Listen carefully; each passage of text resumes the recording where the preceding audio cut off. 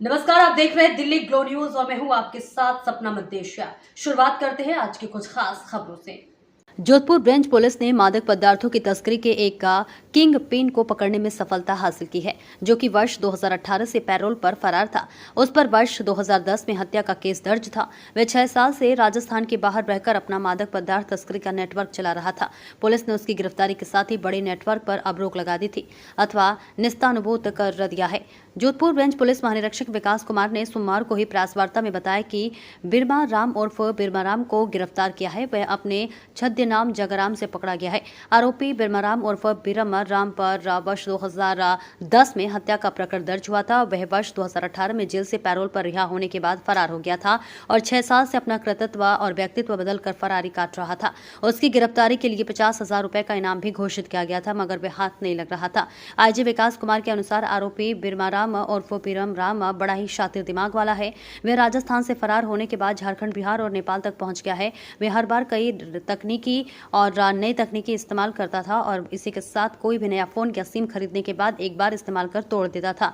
हर बार अपनी जगह बदलने के साथ ऐशो आराम की जिंदगी जी रहा था। उस पर बराबरी नजर रखी जा रही थी, मगर बिरमा राम उर्फ बिरम राम ने अपना नाम जगाराम रख लिया था। मादक पदार्थों की तस्करी के उसके नाम से कई बड़े स्तर पर ऑनलाइन ट्रांजैक्शन हो रहे थे, जो कि बिरमा राम के खाते में हो रहे थे, मगर ये वही है, इसका पता लगाना टेढ़ी खीर साबित हो रहा था। आरोपी को पकड़ने के लिए जोधपुर रेंज की साइक्लोनर टीम का पिछले 3 माह से ऑपरेशन जारी था। आखिरकार उसे पकड़ने में सफलता मिल गई है। पुलिस जब जब उसके पीछे लगती है तो वह हर बार छकाता हुआ आगे निकल जाता था। आपको बताते चले, जिस होटल में वह ठहरा था वहां पुलिस पहुंची तो मालूम हुआ कि वह नेपाल गया है और एक सफाई कर्मी ने पुलिस को पूछताछ में बताया कि वो किसी बड़े मुनाफे की बात कर रहा था।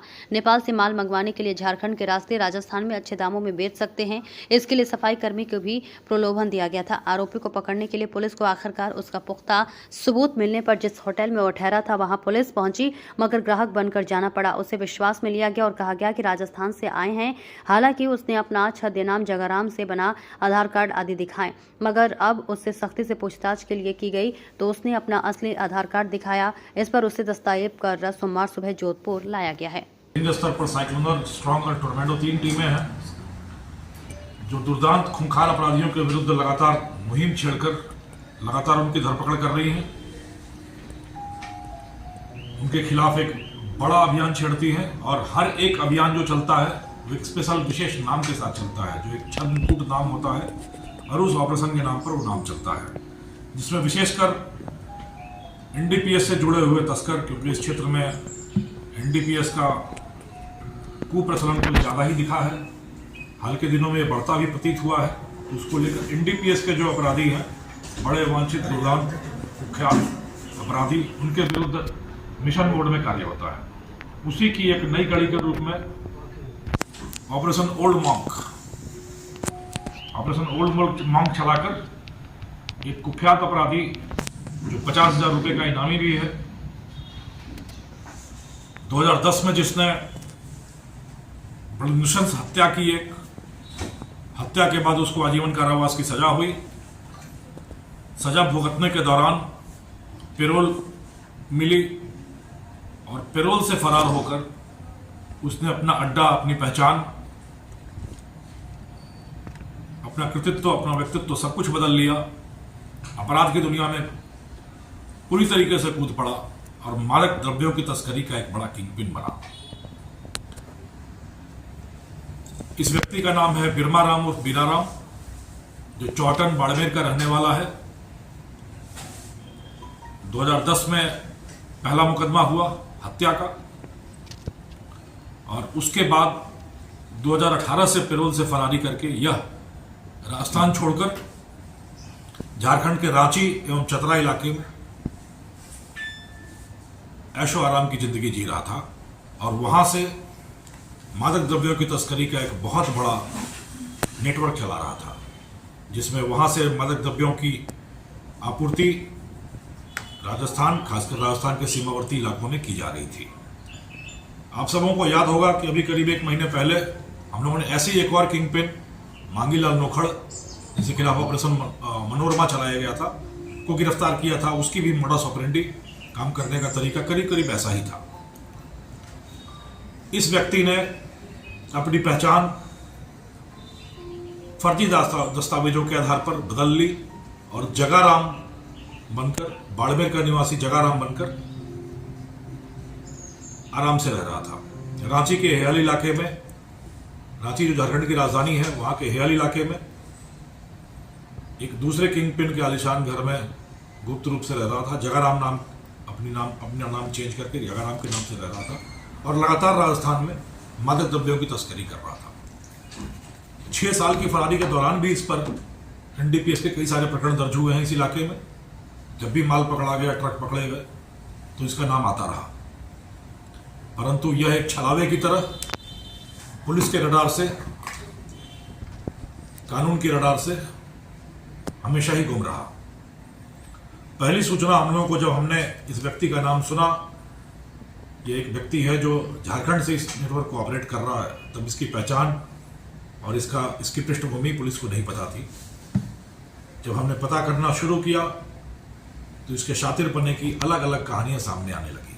न सिर्फ नाम बदला, बल्कि टेक्निकल गैजेट का भी यूज नहीं होता था, और टेक्निकल गैजेट का यूज होता था तो दिन में आधे घंटे इस्तेमाल होगा, हर बार नए नंबर से इस्तेमाल होगा, नई जगह पर जाकर नई सिम ली जाएगी, नए कॉन्टैक्ट्स बनाए जाएंगे और बड़े अत्याधुनिक ऐप्स जो कि कानून की परिधि से बाहर हैं, उनका इस्तेमाल करके इस्तेमाल होता था। हमारी पहली सूचना मुद्रा विनिमय के माध्यम से, मनी ट्रांजैक्शन के माध्यम से इसके बारे में पहली पुख्ता सूचना हम लोगों को मिली कि जब हम लोग रांची और झारखंड और राजस्थान के बीच के मॉडल को ट्रैक कर रहे थे, तो पैसों का आदान प्रदान इलेक्ट्रॉनिकली हो रहा था और वह जिस अकाउंट में हो रहा था, पहला शक यह हुआ, संदेह यह हुआ कि बीरमाराम तक ही जा रहा है। ठिकाने का आइडिया लेते लेते हम लोग रांची के हेयाल इलाके में पहुंचे। एक बहुत पुरानी छोटी सी तस्वीर हमारे पास थी। उस तस्वीर के आधार पर हमने वहाँ दुकानदार से और लोगों से पूछताछ की, तो एक घर का पता चला कि इस घर में इस हुलिये का व्यक्ति रहता तो जरूर है, पर इस नाम का नहीं है, राजस्थान का जरूर है। वहाँ जाकर फिर आसपास वालों से पहचान की गई, पता किया गया, तो पता ये चला कि ये व्यक्ति कुछ दिन पहले लंबी यात्रा पे खूब सारे सामान के साथ निकल गया है। फिर से हमने इलेक्ट्रॉनिक ट्रांजैक्शंस की जांचें की तो पता चला अब ये वहां से बिहार की तरफ शिफ्ट हो गया है। पीछा करती हुई टीम पटना पहुंची, पटना में कोई सुराग नहीं मिला, वहाँ एक नंबर लिया, बदल लिया गया। फिर ये मुजफ्फरपुर पहुंचा, बिहार के मुजफ्फरपुर में पहुंचा, वहाँ एक मोबाइल लिया गया, वहाँ उसको इस्तेमाल किया गया। एक होटल में कमरा लिया इसने, वहाँ पर वहाँ उस मोबाइल का इस्तेमाल करके उसको तोड़ दिया गया, वो नंबर बताया गया और एक नया मोबाइल लिया। छोटी सी सूचना के आधार पर हमने मुजफ्फरपुर के कई सारे होटल खंगाले। एक होटल में इस जगाराम नाम के व्यक्ति की एंट्री मिल गई, एक नंबर मिल गया जो नंबर हम लोग की जानकारी में, नाम तो जानकारी में नहीं था। फिर हमने सीसीटीवी के फुटेज निकाले वहाँ पर, तो सीसीटीवी में यह व्यक्ति देख गया कि एक दिन पहले ये वहाँ पे, 2 दिन पहले वहाँ पर ठहरा था, पर वो नंबर खत्म हो चुका था। फिर उस होटल के लोगों से हमने पूछताछ की। वहाँ एक सफाई कर्मी ने हम लोगों को बताया कि वो कुछ इस तरह के धंधे की बात कर रहा था जिसमें मुझे भी कुछ मदद करने की बात कह रहा था। और बात ये आ रही थी कि नेपाल से झारखंड का धंधा थोड़ा सा रिस्की हो रहा है, नेपाल से कम दाम में 50-60 हज़ार रुपये किलो में अफीम लाई जाए और लाके फिर राजस्थान सप्लाई की जाए। इसके चक्कर में वो नेपाल निकला है और मुझे अपना एक और गुप्त कोई डेटा दे दिया। उस गुप्त डेटा के आधार पर हम लोग मोतिहारी पहुंचे। मोतिहारी पहुंचने पर पता चला कि ये व्यक्ति नेपाल की सीमा में घुस गया और अपने धंधे पर लगने के लिए गया। मॉनिटर करते हुए फिर उसकी लोकेशन नेपाल की सीमा में भी हमने खोजा। नेपाल बॉर्डर पर हम लोग काफी समय तक रहे।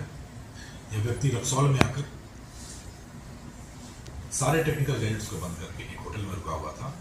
और चूंकि हमारे पास इसका हुलिया, फोटो और नाम, छद्म नाम जो इसको जगाराम रखा हुआ था, नकली नाम, वो आ चुका था। उस नाम के आधार पर हमने वहाँ के होटल सारे खंगालने शुरू किए। एक होटल में जगाराम ठहरा हुआ मिल गया। फिर हमारी टीम वहाँ पर उसी होटल में ग्राहक बनकर ठहरने के नाम पे गई। रजिस्टर देखा, रजिस्टर देखकर ये कहा कि ये तो हमारे राजस्थान का है, हम भी राजस्थान के हैं, हम इससे मिलना चाहते हैं। उसके कमरे में गया, डॉर्मेट्री में ठहरा हुआ था। वहाँ जाकर उससे पूछताछ की गई तो पहले वो मुकरा, उसने अपना नाम जगाराम बताया, कागज भी दिखाया, आई कार्ड भी दिखाया, आधार कार्ड दिखाया, परंतु हम लोगों को सब कुछ मालूम था ये कौन है। फिर थोड़ी सी सख्ती दिखाते ही उसने अपना असली आधार कार्ड भी दे दिया,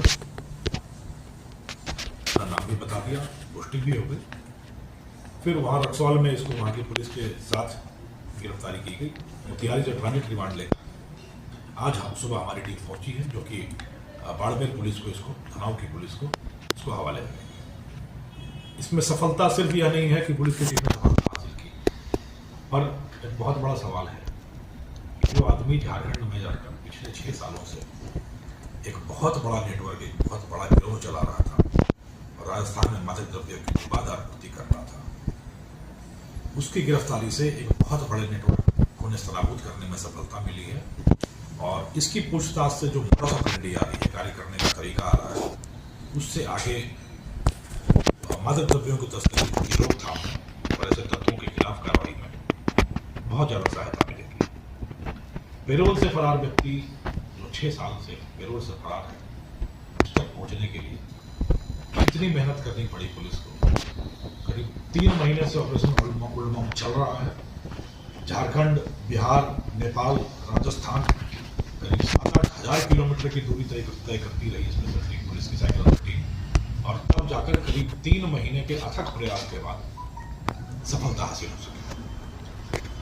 मेरी लोगों से अपील है, इस तरह के जो भी तत्व के बारे में जो भी सूचना हो आपके पास, कृपया पुलिस तक पहुंचाने का श्रम करें, कृपा करें, ताकि हम आपकी एक छोटी सी सफलता, एक छोटे से सूत्र से आगे तक बढ़ सकें, बड़े नेटवर्क को, बड़े अपराधियों को ध्वस्त कर सकें, नेस्तनाबूद कर सकें, समाज में सुरक्षा रहे, कानून का शासन हो और हर व्यक्ति स्वतंत्र मर्यादित जीवन जी सकने के लिए स्वतंत्र हो।